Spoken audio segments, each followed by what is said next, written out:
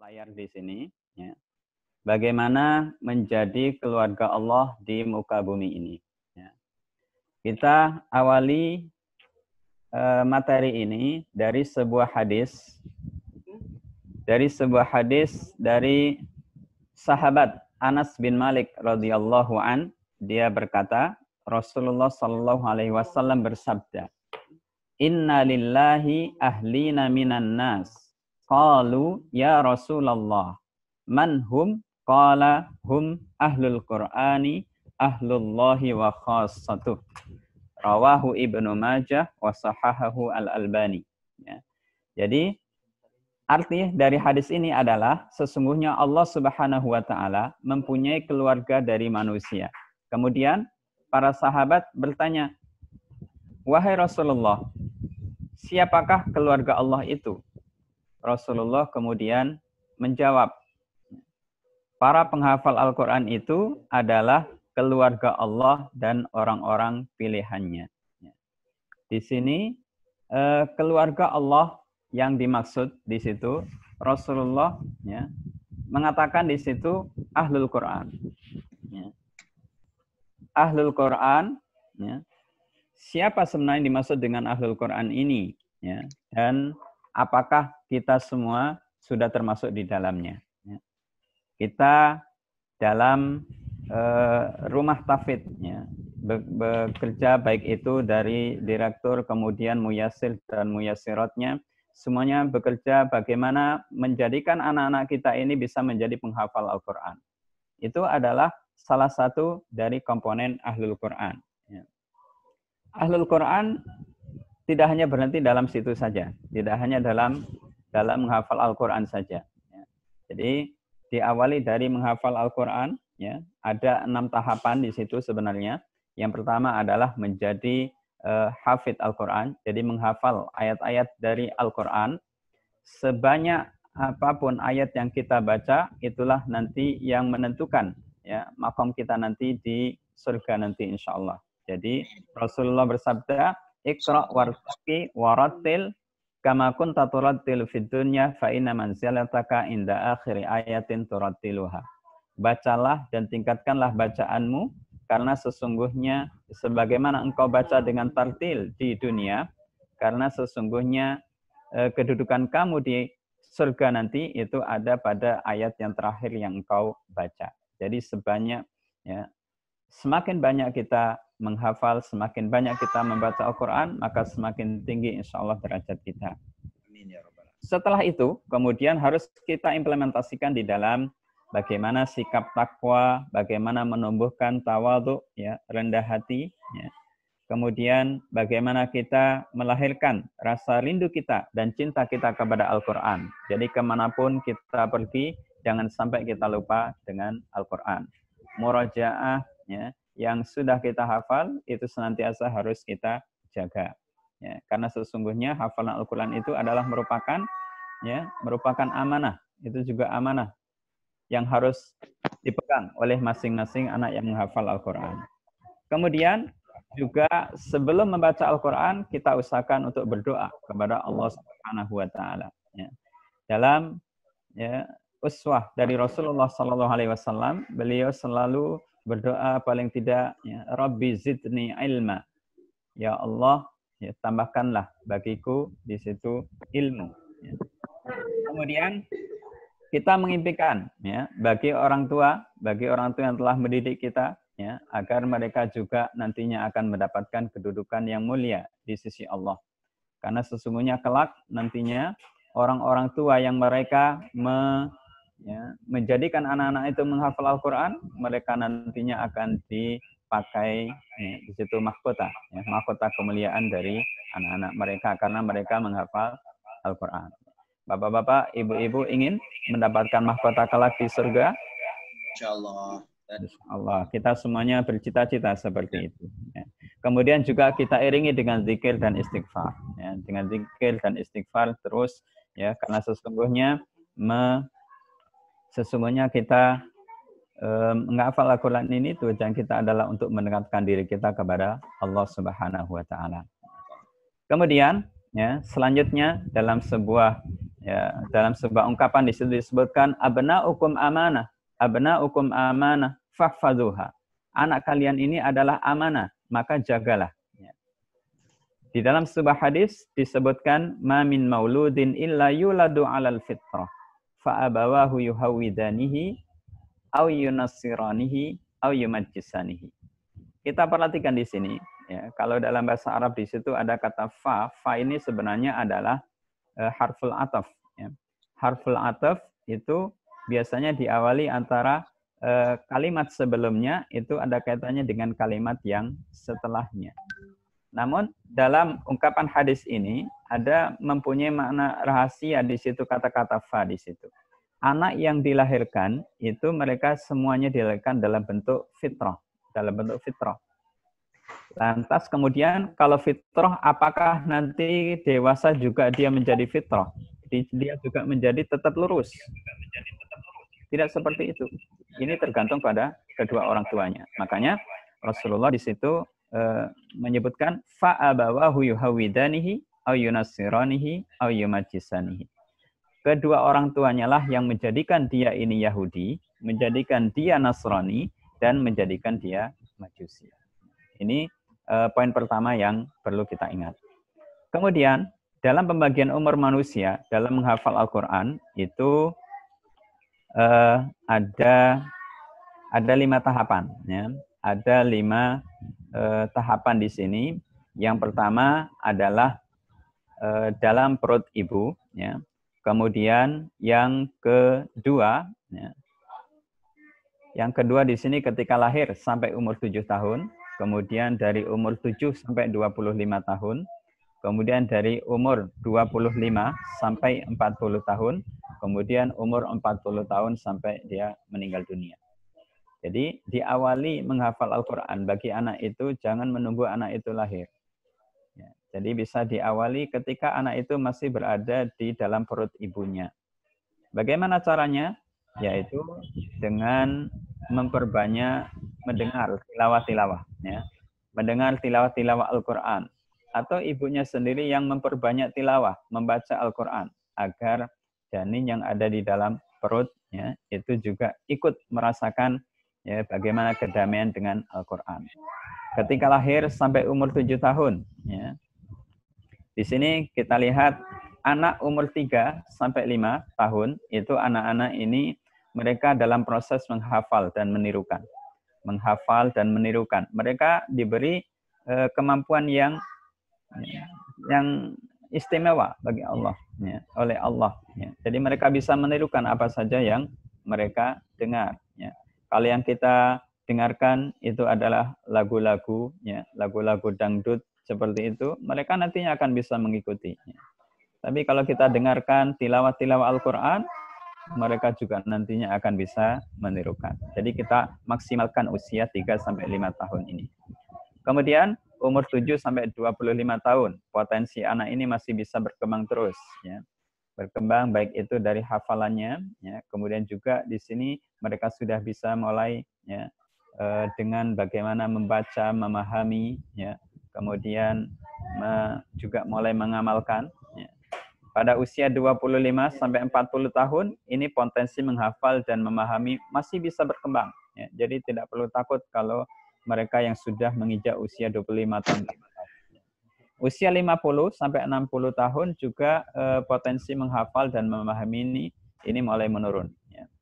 Maka dari tahapan-tahapan ini yang betul-betul kita maksimalkan adalah bagaimana mulai menghafal Al-Quran bagi anak itu di usia dini.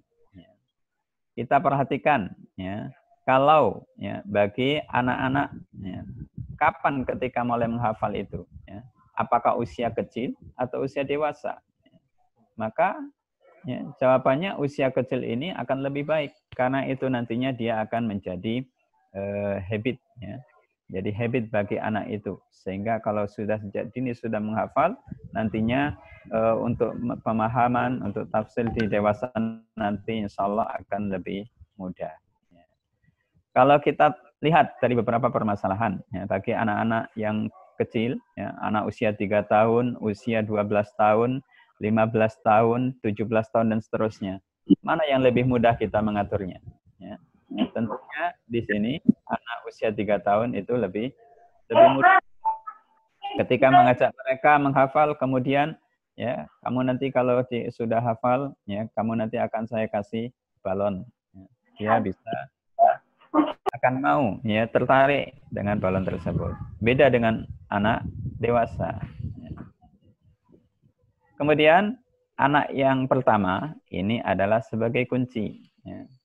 Makanya bagi bapak-bapak, ibu-ibu yang sudah dikaruniai anak lebih dari satu, ya, usahakan anak pertama ini adalah menjadi kunci. Ya.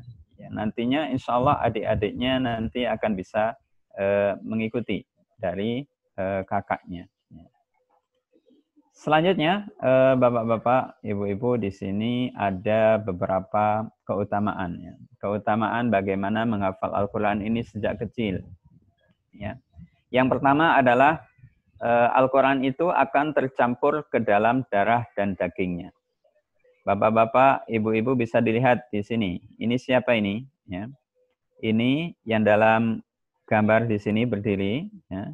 Ini adalah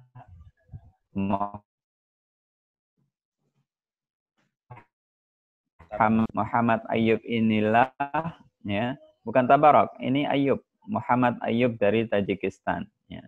Dialah yang waktu itu bisa lulus dalam kompetisi yang diadakan oleh Al-Hay'ah Al-Amah li Al-Kitab was Sunnah, ya, atau Al-Jam'iyah Al-Khairiyah li Tahfidzil Quran. Ya. Dia berhasil menghafalkan Al-Quran di usia 5 tahun setengah. Kemudian setelah itu dipecahkan rekornya oleh Tabarok, ya, di usia 4 tahun setengah. Ya. Di sini Al-Quran akan tercampur dalam darah dan dagingnya. Ya. Dalam sebuah hadis Rasulullah Shallallahu Alaihi Wasallam bersabda, "Man ta'allama al-Qur'ana wa huwa fatiyus sinni, khallatahu Allahu bilahmihi wa damihi." Barang siapa yang belajar Al-Quran pada waktu kecil, maka Allah akan mencampurkan Quran itu dalam daging dan darahnya. Ya. Jadi Al-Quran dimulai dari usia dini ini akan lebih melekat. Ya. Kelebihan yang lain di sini akan segera mendapatkan pahala. Ya. Diriwayatkan dari sahabat Anas secara marfu bahwasannya seorang anak yang belum mencapai usia balik, apabila mengerjakan kebaikan, maka akan dicatat juga pahala untuk kedua orang tuanya. Apabila melakukan dosa, maka tidak dicatat untuknya maupun untuk kedua orang tuanya. Bapak-bapak ingin mendapatkan kebaikan atau kejelekan dari anak-anak? Tentunya kita kebaikan. Ya. Kebaikan yang kita tanamkan sejak dini, di usia dini, itu nantinya juga akan menjadi pahala bagi kita sebagai kedua orang tua. Kemudian di sini bisa menolak bala bagi keluarganya. Dari sahabat Hudzaifah bin Yaman, ya, ia berkata bahwasanya Rasulullah Shallallahu Alaihi Wasallam bersabda, sesungguhnya Allah akan menimpakan azab kepada suatu kaum, kemudian Allah mendengar seorang bayi atau anak dari mereka membaca Alhamdulillahi Rabbil Alamin. Hanya kalimat adalah maka Allah akan mengangkat bala tersebut selama 40 tahun karena bacaan anak itu. Selanjutnya di sini menghafal di usia kecil, ya, itu bisa awet, ya, bagaikan ukiran di atas batu. Ya. Dalam sebuah ungkapan di situ disebutkan at-ta'allumu fis sigari kan naqshi al-ukir di atas batu. Mengukir di atas batu memang susah, ya. Mengukir di atas batu memang memerlukan perjuangan, ya. Akan tetapi nantinya akan awet, ya. Berbeda dengan ketika mengukir di atas air, sangat mudah, ya. Tapi hilangnya pun lebih mudah. Ini perumpamaan bagi anak kecil dan anak dewasa. Ketika menghafal waktu kecil bagaikan mengukir di atas batu, menghafal di usia dewasa itu bagai mengukir di atas air. Ya. Kemudian, ya, dalam pembelajaran yang ada di Markas Tabarok, ya, Markas Tabarok, dan di sini kita akan sedikit mengerucut pada bagaimana proses belajar di Markas Tabarok itu. Ya. Itu ada 4 komponen, ya, yang di situ punya andil besar di dalam menghafal Al-Quran. Bisa dilihat dalam bagian tersebut dalam diagram itu, ya. Yang warna merah itu adalah orang tua, ya. Kemudian warna abu ini adalah kurikulum atau Al-Quran, warna biru adalah muyassir atau fasilitator, kemudian anak di situ warna kuning. Kira-kira kalau saya tanya, mana di antara 4 komponen ini yang paling cepat untuk berubah? Kira-kira jawabannya apa? Mana yang cepat berubah? Ya. Orang tua, kurikulum, muyassir, atau anak? Anak mungkin. Tentunya kalau ya, yang mana? Anak. Anak. Ya. Apa alasannya? Kenapa kok anak yang berubah? Warnanya lebih cerah. Karena Ya. hafalannya bertambah. Hafalannya nggak bertambah. Ya.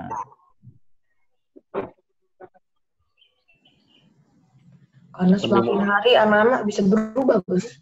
Karena sebagian anak bisa. Ya. Coba diperhatikan di sini, ya. Kalau kita lihat di sini kurikulum atau Al-Quran, ini tentunya tidak akan berubah. Ya.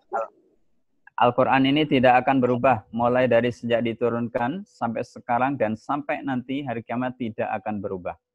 Karena Allah menegaskan inna nahnu nazzalna dzikra wa inna lahu lahafidun. Sesungguhnya kami ini akan betul-betul menjaga az-dzikra tersebut, ya. Kemudian di sini kita perhatikan orang tua, anak, dan muyassir. Ya. Kalau tadi anak, apakah anak ini banyak berubah? Ya. Anak ini sebenarnya tergantung dari ya atas dan bawah ini. Jadi tergantung dari bagaimana orang tua, bagaimana muyassir. Ya. Yang kita perhatikan dalam pembelajaran ini, yang paling banyak berubah ini adalah yang atas dan yang bawah ini. Ya. Jadi orang tua, kadang orang tua ini di awalnya semangatnya tinggi, ingin menyekolahkan anaknya, masukkan ke Markas Tabarok, ya, baik itu dimanapun, ya, atau ingin menghafal Al-Quran sejak usia dini, punya azam yang tinggi. Tapi ketika di tengah-tengah, itu terkadang orang tua ini kemudian merasa capek, ya, merasa bosan, ya, merasa bahwasanya di situ membutuhkan perjuangan dan dia tidak mampu, terlalu sibuk dengan pekerjaannya. Kadang didapati seperti itu. Ya. Untuk muyassir dan fasilitator, ya, ini juga sangat berpengaruh, ya.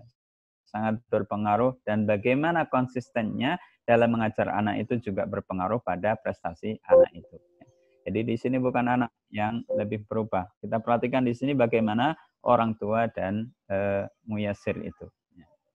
Ketika ya, kita sebagai seorang muslim, ya, sebagai seorang muslim terhadap kitab suci kita, kitab Al-Quran,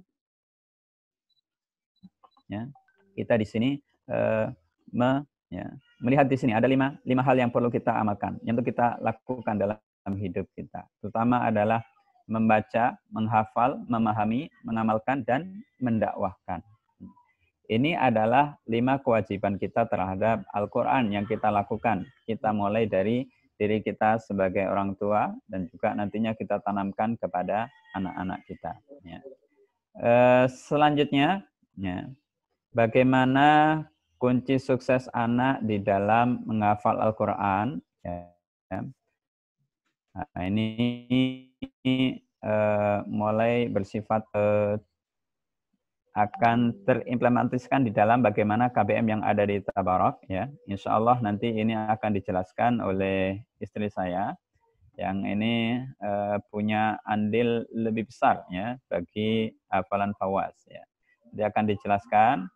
Jadi di dalam keluarga Tabarok, ya, keluarga Tabarok yang kita lihat di Mesir, ya, yang alhamdulillah kita bertemu dengan mereka, ya. Ketika itu Allah Subhanahu wa taala memberikan kepada kita, ya, kesempatan untuk bisa bertemu dengan keluarga ini, subhanallah, dan alhamdulillah.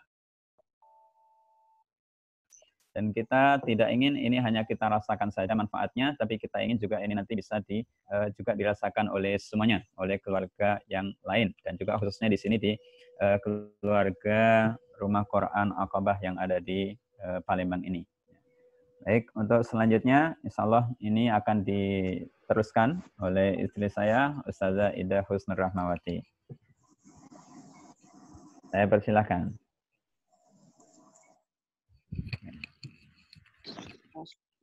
Assalamualaikum warahmatullahi wabarakatuh.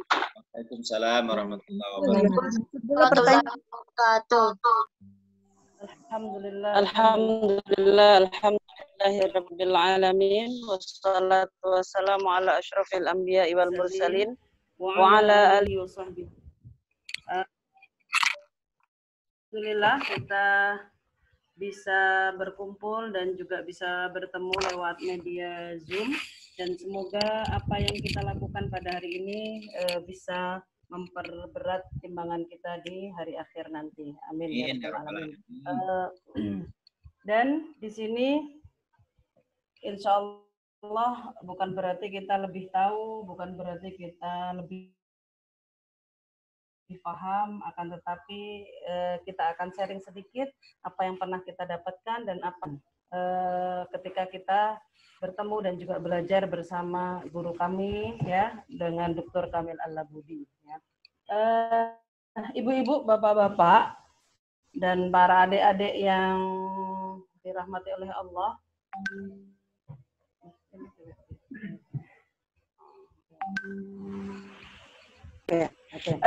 Yang sudah ada buku seperti ini, silahkan dibaca dan silahkan dipahami. Insya Allah ini adalah hasil wawancara kami berpuluh-puluh kali, mungkin tidak hanya satu kali, tidak hanya dua kali, dan juga beberapa talk show yang beliau lakukan, dan kami akan catat satu persatu jawaban-jawaban yang beliau berikan kepada kami. Hal-hal yang bersifat praktis itu ada di Ibu, ya memang betul. Tapi bukan berarti selesainya fawas 30 juz karena saya tidak. Yang pertama adalah taufik dari Allah, fadlun minallah, ya, karunia Allah. Kemudian yang kedua adanya kerjasama antara ibu dan bapak. Kalau bisa kita misalkan bahwasanya kedudukan seorang ayah di situ adalah kepala sekolahnya, ibunya adalah pengajarnya.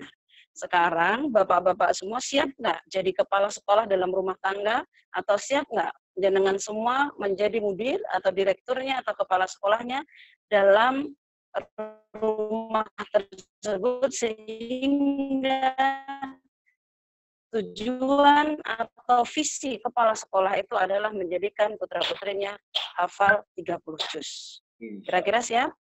Siap, Bapak-bapak. Nggak bunyi, Bi. Nggak bunyi. Insya Allah Bapak-bapaknya siap. Halo. Dengar? Insya Allah? Insya Allah Bapaknya Insya Allah? Oke. Kenapa ini penting? Kenapa ini penting?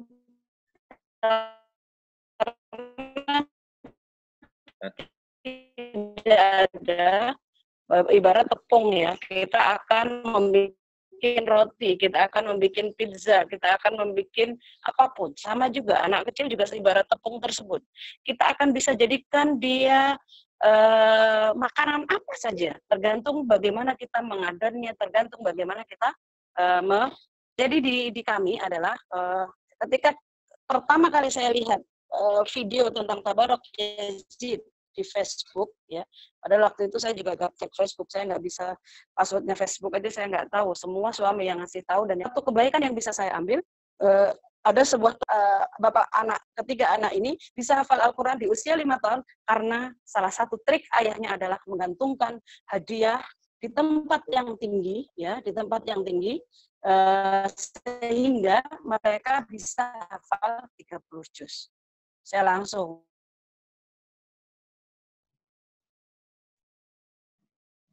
Suara.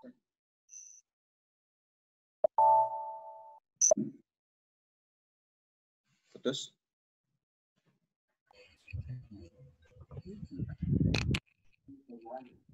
Halo, saja.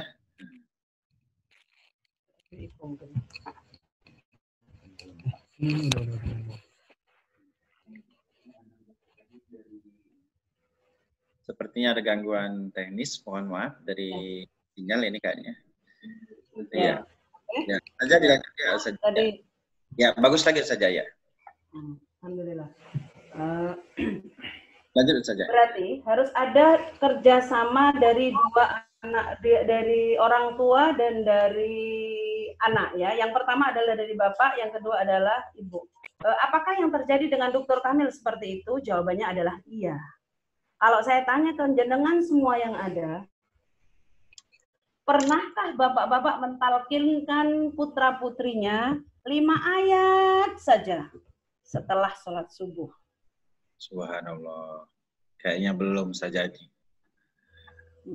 Ini kuncinya. Kalau pengen semuanya hafal Quran, berarti kita juga harus meniru. Kenapa? Karena sebetulnya sebuah keberhasilan itu adalah sesuatu yang bisa kita duplikasi, bisa kita tiru ketika kita tahu caranya. Dan ternyata salah satu cara beliau adalah beliau tidak pernah meninggalkan satu hari pun untuk mentalkin putra-putrinya.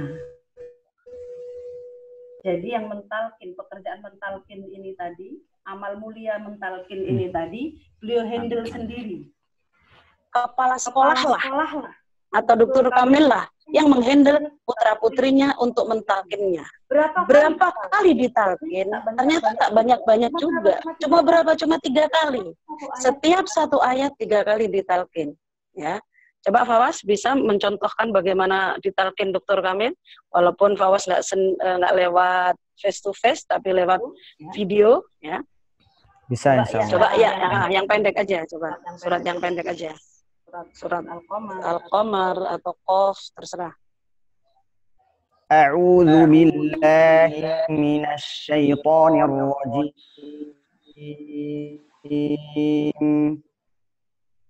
أعوذ بالله من الشيطان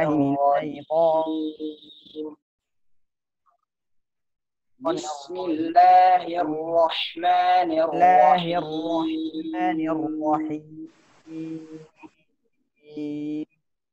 والنجم إذا هوى والنجم إذا هوى والنجم إذا هوى ما ضل صاحبكم وما غوى ما ضل صاحبكم وما غوى ما ضل صاحبكم وما غوى وما ينطق عن الهوى وما ينطق عن الهوى وما ينطق عن الهوى. Oke, cukup Mas Fawaz. Jadi ternyata belum. Assalamualaikum saja. Suaranya mati saja. Apa sinyal, maaf Bapak Ibu sekalian? Oke. Bisa didengar? Ya, bisa saja. Lanjut saja. Oke. Sudah. Tadi semuanya sudah dengar Fawaz mentalkin. Itu adalah contoh talkin. Talkinnya Dr. Kamil kepada putra-putrinya, setiap satu ayat beliau baca 3 kali.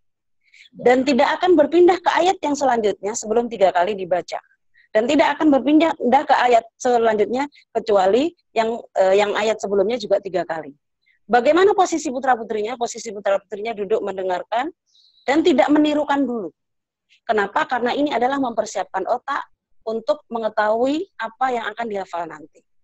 Jadi di sini, kalau jenengan semua, bapak-bapaknya habis sholat subuh, bisa nalkin putra-putrinya, 5 ayat atau 10 ayat saja satu hari, dan istiqomah, insya Allah nggak akan lama.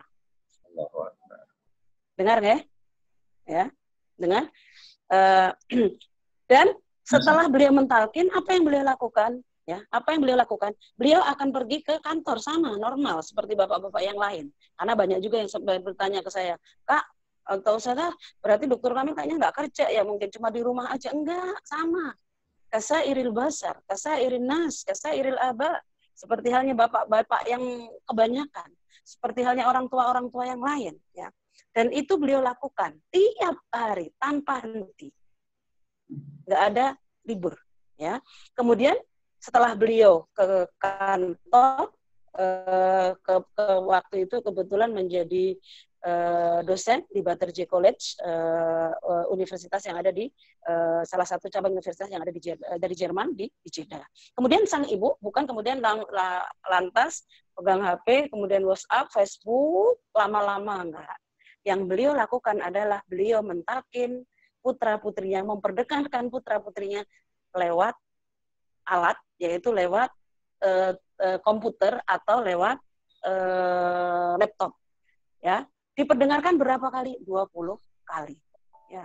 Jadi di situ ada kerjasama yang baik antara siapa? Antara kepala sekolah tersebut ya dengan anggotanya, dengan mualimnya, dengan mudarisahnya atau dengan fasilitatornya, yaitu sang ibu ini tadi atau Doktorah Rosa Al-Gayar. Dan butuh berapa lama? Ternyata nggak butuh lama-lama. Butuhnya cuma 1,5 tahun saja. Selesai semua 30 juz. Ya. Artinya, kalau hal ini bisa kita tiru, saya yakin. Antum pun mentok-mentok lah, mungkin banyak libur dan lain sebagainya, bisa jadi 3 tahun baru selesai. Ya. Dengaran, Ustaz? Dengaran? Ya, bagus Bunda. Kedengaran? Bagus Ustaz. Ya, oke. Oke.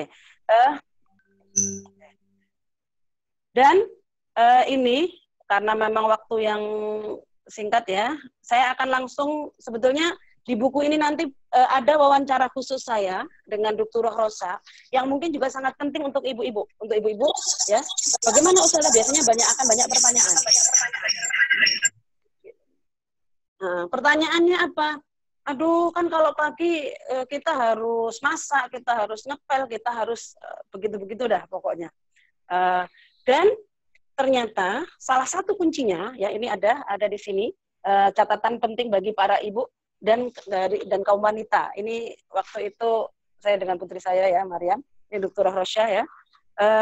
Beliau mengatakan bahwasannya ternyata pekerjaan atau masakan yang buat besok pagi untuk mempersiapkan suami ke kantor dan lain sebagainya plus baju dan lain sebagainya sudah dipersiapkan dari malam hari. Sehingga di pagi hari sudah langsung bisa berjalan. Tidak ribut dengan mungkin masakan, tidak ribut dengan cucian, dan tidak ribut dengan baju yang akan dipakai ke kantor, dan lain sebagainya. Itu salah satu kuncinya, yaitu manajemen waktu yang baik. Tanzimul waqt. Ya. Sehingga akhirnya bisa terselesaikan. Dan mungkin saya akan langsung saja nanti di halaman belakang, terus kemudian di halaman paling belakang lagi nanti juga akan ada insya Allah ini juga lewat wawancara kami ya ketika ditonton jadwal harian Dr. Kamil Al-Labudi di cetakan pertama nggak ada, ini kita tambah setelah cetakan ketiga insya Allah ya, setelah mengikuti pelatihan kedua bersama teman-teman mahasiswi Kairo ketiga mungkin ya insya Allah ya, pelatihan ketiga level 1 jadwal harian Dr. Kamil Al-Labudi. Kalau jenengan semua mau mengkopinya, copy paste aja lah. Saya jadwalnya kayak Dr. Kamil bisa, oke ya. Insya Allah sangat bisa. Dan insya Allah ini ditampilkan sama Ustaz Fatin ya. Jadwal harian keluarga Dr. Kamil Al-Labudi ya. Terus kemudian ini kelihatan ya ke mereka. Kelihatan Bunda. Oke. Kelihatan Bunda. Ya. Silahkan dilihat. Ya, lanjut, setelah bangun sholat subuh, ya mereka melakukan wirid pagi. Wirid pagi ini biasanya memang wirid harian untuk murojaah Quran dan biasanya 3 juz. Kalau 3 juz itu setengah juz bisa setengah jam aja, berarti 1,5 jam ya insya Allah ya. Kemudian talqin untuk tabarok, surat yang akan dihafal oleh ayahnya. Ibu bersiap untuk mentalqin selanjutnya. Sudah insya Allah bisa ya.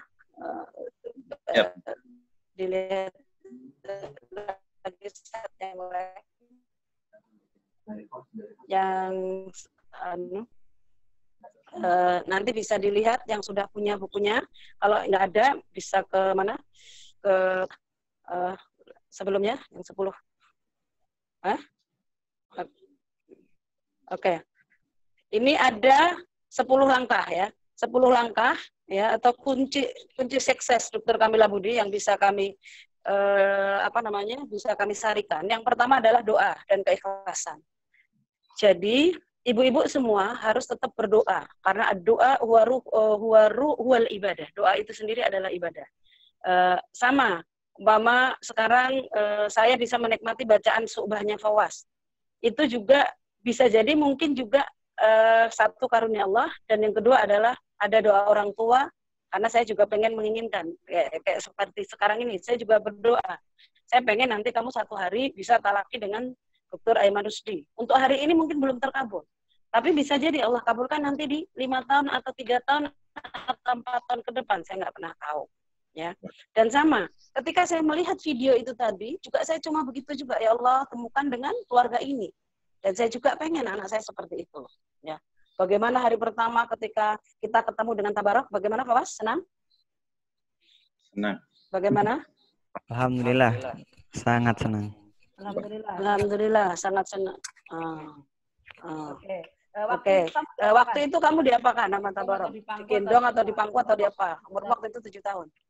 Ya, jadi alhamdulillah ketika saya pertama kali ketemu dengan tabarok itu ketika itu pertama kali ketemu di Nurul Qulub ya, betul ya? Di Nurul Qulub. Nah, kemudian ketika pulangnya saya dipangku oleh tabarok di Altramkonya. Usiamu berapa waktu itu? Kira-kira sekitar 7 tahunan, alhamdulillah. Tahunan. Usia tabarok waktu itu berapa? Insya Allah kalau tidak salah 10 tahun ya. Ya, 10 tahun. Oke. Waktu itu hafalan kamu berapa juz? Alhamdulillah masih 2 juz. 2 juz. Oke. Kemudian waktu itu kita sempat lari-lari pengen diimami tabarok. Ingat Mas ya? Diimami tabarok waktu di sakohnya Dr. Kamil di masjidnya Dr. Kamil. Iya, ingat. Dan tabarok membaca dengan beberapa qiraat. Ya. Seakan-akan waktu itu bagi kita untuk qiraat ini susah. Untuk qiraat ini bagaimana menggapainya? Wong hafalan 30 juz aja nggak bisa. Ternyata ilmu qiraat bisa nggak dipelajari? Alhamdulillah, ternyata sekarang bisa. Bisa. Oke. Dulu kamu pernah mendengar matan yang dibacakan oleh Syekh Tabarok di waktu wawancara dengan siapa? Dengan Syekh Isom. Iya, betul. Gimana pembacaan matannya waktu itu? Yang kamu ingat hingga sampai sekarang?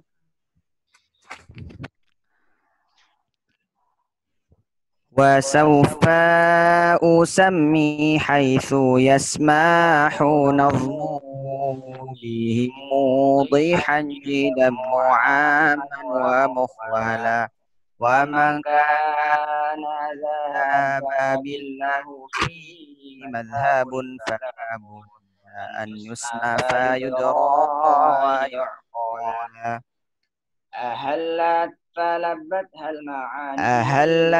فلبتها المعيل بابها وصوت بها ما ساغ عذبا مسلسلا وفي يسرها التيسير رمت اختصاره فجنات بعون الله منه مؤملا وألفافها زادت بنشر فوائد فلفت حياء وجهها أن تفضلا. Cukup ya. Doa dan keikhlasan ya. Di mana doa ini harus terus ibu bapak panjatkan. Saya pun juga harus tetap memanjatkan ya. Supaya anak-anak juga dikelilingi, diselesaikan hafalannya ya, bukan hanya adiknya juga diselesaikan hafalannya, juga bisa murajaah sampai akhir hayat. Karena hafalan Quran itu sendiri bukan tujuan akhir kita. Kemudian yang kedua, perencanaan yang matang. Ya, perencanaan itu kita akan bisa mengetahui target-target yang sudah kita lakukan. Umpama, saya membuat perencanaan saya apa? Paling tidak nanti di usia sebelum 10 tahun dia bisa 10 tahun bisa selesai 30 juz. Dan ini terserah ibu-ibu maunya berapa tahun putra-putrinya. Umpama ibu-ibu pengen usia 7 tahun, berarti nanti step-stepnya juga harus jenengan tuliskan. Kemudian yang tidak kalah pentingnya, ya ternyata mereka memberikan makanan yang bergizi untuk putra-putrinya. Di mana makanan bergizi ini bukan Indomie, kemudian bukan yang banyak MSG-nya, enggak. Tapi makanan-makanan Qur'ani, makanan-makanan yang ada dalam Quran. Salah satu contohnya apa? Salah satu contohnya adalah kurma. Kemudian juga zaitun, ya. Jadi yang beliau anjurkan ada 3. Jadi ketika proses menghafal tidak memakan makanan lain kecuali 3 hal ini. Apa itu? Ya, yang pertama adalah kurma. Kemudian selain kurma, ya, kenapa kurma itu bagus? Karena di dalam surat Maryam disebutkan bagaimana bacaannya, Fawas? Maryam. وهزي إليك بجذع النخلة تساقط عليك رطبا جنيا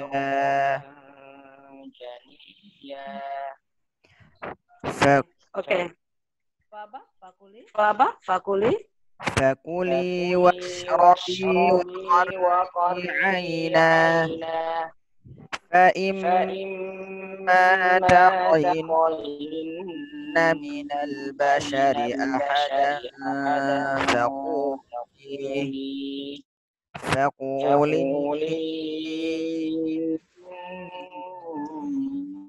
نذرت للرحمن صوما فلن أكلم اليوم إنسيا.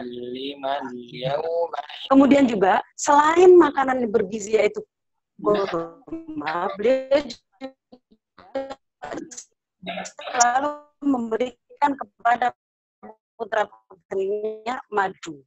Ya, madu ini merupakan banyak zat gulanya. Zat gula yang terbaik untuk anak-anak ketika menghafal adalah zat gula yang berasal dari alami, bukan zat gula yang berasal dari bahan sintetis. Ya. Kemudian selain madu, kurma, ada satu lagi, susu. Kenapa? Karena di dalam susu ada sesuatu, susu tersebut bisa untuk sekaligus, untuk makan dan minum bisa. Ya. Dan di dalam susu itu ada sebuah keberkahan dari dalam doa-doa, makanan-makanan dan minuman, Rasulullah selalu berdoa, Allahumma barik lana fima razaqtana wa zidna fi. Ya. Kemudian selain 3 hal itu, kemudian juga istirahat yang cukup. Ya, istirahat cukup penting ya. Kenapa? Karena itu nanti ketika anak bisa istirahat cukup, maka ketika anak-anak usia 3 tahun, paling tidak mereka harus istirahat cukup minimal, mereka harus tidur selama 12 jam. Ya. Nggak boleh kurang dari itu. Kalau cuma 8 jam, 9 jam, pasti akan nanti terjadi tantrum, ngantuk, dan lain sebagainya. Ini masuk.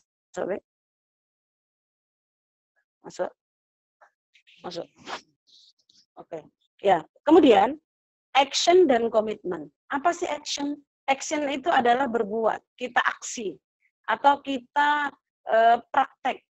Karena berapa banyak orang yang ikut seminar, ikut ini hanya untuk mengetahui saja, tapi tidak dipraktekkan. Dan berapa banyak juga, ya, kita menghafal 1 juz, 2 juz, sampai 5 juz, tapi hal yakin, apakah menyelesaikan sampai 30 juz? Makanya di sini, hal yang paling penting setelah memulai adalah menyelesaikannya. Dan komitmen, ini juga penting ya, karena ketika tidak ada komitmen, maka saya yakin tidak akan ada keberhasilan. Ya. Jadi, aksi dan komitmen. Ya. Kemudian yang kelima, dokumentasi dalam setiap acara keluarga. Ini juga penting. Dr. Rosha, ketika acara atau ketika membersamai tabaruk, beliau punya punya jadwalnya atau punya dokumentasinya, sehingga dokumentasi tersebut butuh berapa waktu lamanya, per hari berapa, dan lain sebagainya, bisa digunakan oleh adiknya yaitu Yazid, dan juga bisa digunakan lagi untuk adiknya lagi yaitu Zainab. Sehingga yang terjadi adalah keberhasilan tersebut bisa dirasakan juga oleh umat Islam atau anak-anak Islam yang lainnya. Ada tabarak atau dimana tabarak itu tidak lepas dari yang kemudian turun juga ke Yazid, kemudian turun ke Zainab, dan juga turun karena beliau menginginkan bahwasannya proyek hafalan usia balita ini bukan hanya untuk keluarga saya, akan tetapi proyek kebaikan ini harus untuk atfalul muslimin kullah, untuk orang-orang muslim seluruh dunia, ya. Kemudian yang keenam, hadiah sebagai motivasi dalam menghafal, ya. Jadi ada reward, ya, seperti yang tadi Ustaz Fatin singgung. Jadi di reward itu dan rewardnya kalau nggak usah yang mahal-mahal dulu. Jadi nanti jangan umpama anak hafal surat Al-Mulk, ibu beliin HP. Nanti yang bangkrut kita. Jangan sampai seperti ini. Ya.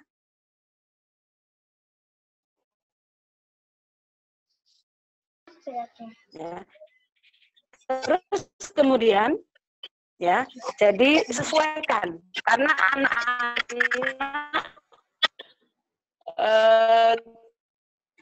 cuma dikasih balon aja senang. Alhamdulillah kayak kemarin balon, terus kemudian jalan-jalan, itu juga merupakan reward yang sangat berguna untuk anak-anak.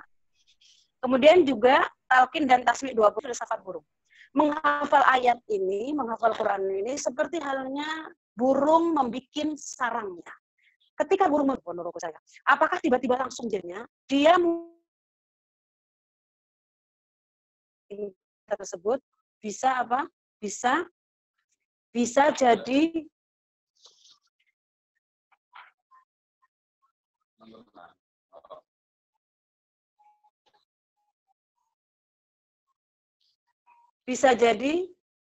jadi untuk tidurnya anak-anak burungnya, ya, dan juga untuk ibunya. Dan begini juga untuk hafalan Quran. Ya. Hafalan Quran ini juga sama. Pertama dimulai dari 1 ayat, kemudian 2 ayat, ya. Kemudian 3 ayat, kemudian 4 ayat. Kemudian akhirnya bisa 1 surat. Setelah 1 surat bisa 1 juz. Setelah 1 juz bisa 5 juz, bisa 10 juz, dan bisa sampai 30 juz. Seperti itu, ya. Jadi seperti halnya filsafat, sarang, dan sama juga, ibu-ibu jangan pernah meremehkan hafalan anak yang cuma 1 ayat, 2 ayat. Ketika ibu terus istiqomah, maka nanti akan bisa juga 30 juz. Ya. Dan yang terpenting adalah istiqomah, ya. Yang ke-9, memilih waktu yang cocok dan menonaktifkan semua aktivitas ketika menghafal. Jadi ketika jenengan membersamai putra-putri, bismillah. HP-nya ditinggalkan dulu, laptopnya ditinggalkan dulu. Ya.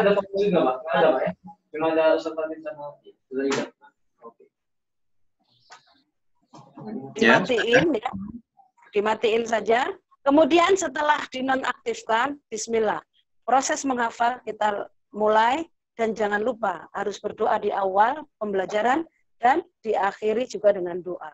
Dan berapa banyak waktu-waktu mustajabah yang bisa kita doakan di waktu-waktu tersebut. Karena ketika kita bersama Al-Quran, maka malaikat pun bersama kita.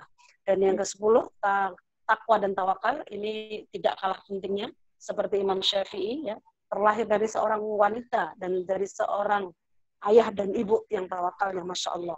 Dapat apel 1 aja yang dia tidak jelas, beliau apa yang beliau lakukan, beliau ternyata datang sampai ke orang yang punya kebun tersebut, terus kemudian meminta maaf dan minta dihalalkan. karena pengen bahwasannya karena ada takwa di dalam dirinya, beliau menginginkan apapun yang masuk ke dalam tubuhnya berasal dari makanan-makanan yang halal. Mungkin seperti itu dulu, dan insya Allah kalau lebih lengkapnya insya Allah ada di buku ini semua, ya cerita dan lain sebagainya. Kami tadi cuma hal-hal yang sangat penting, yang urgent, yang nanti bisa kita kembangkan dalam diskusi atau pertemuan selanjutnya.